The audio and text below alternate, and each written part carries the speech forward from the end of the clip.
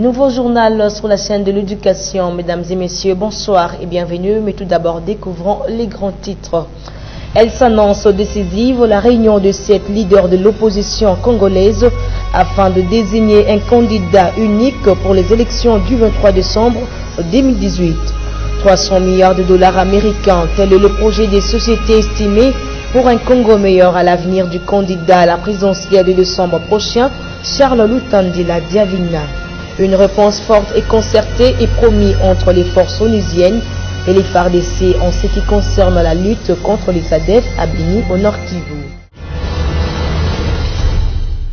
Je l'ai dit à l'entrée de ce journal, dans son projet des sociétés estimé à 300 milliards de dollars américains pour un Congo meilleur à l'avenir, le candidat à la présidentielle de décembre prochain, Charles Lutandila Diavina, promet d'améliorer le mode de vie du peuple congolais en valorisant les réserves de ressources agricoles, ressources minières et humaines. Pour ces candidats présidents de la République, présenter un budget faible pour changer la République démocratique du Congo sera illusoire et irresponsable. Du détail avec Clarisse Tibala.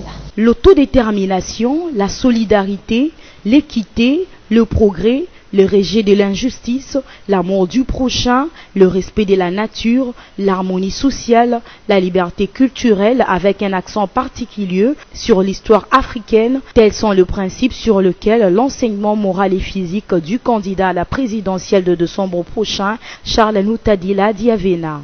Quant à son projet des sociétés, Lutandila Charles l'a estimé à 300 milliards de dollars américains pour améliorer le mode de vie du peuple congolais tout en valorisant les réserves de ressources agricoles, minières et humaines. Comme il est précisé dans mon projet de société, prétendre changer le Congo avec un budget faible, c'est vraiment illusoire et irresponsable. Notre pays est un réservoir de ressources agricoles de plus de 250 milliards de dollars potentiels par an.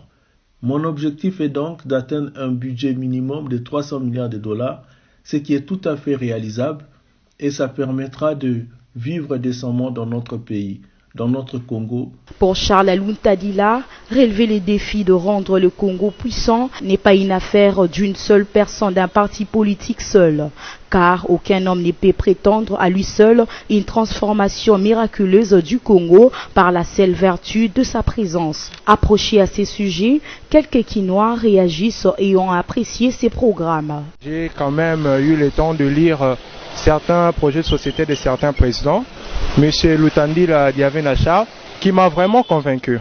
Nous avons quand même essayé de lire. C'est en électronique que nous avons pu rencontrer un candidat présidentiel, président de la République aux présidences. C'est le monsieur Lutandila Diavina Charles. Il veut un changement, comme lui-même il l'a dit à tout moment.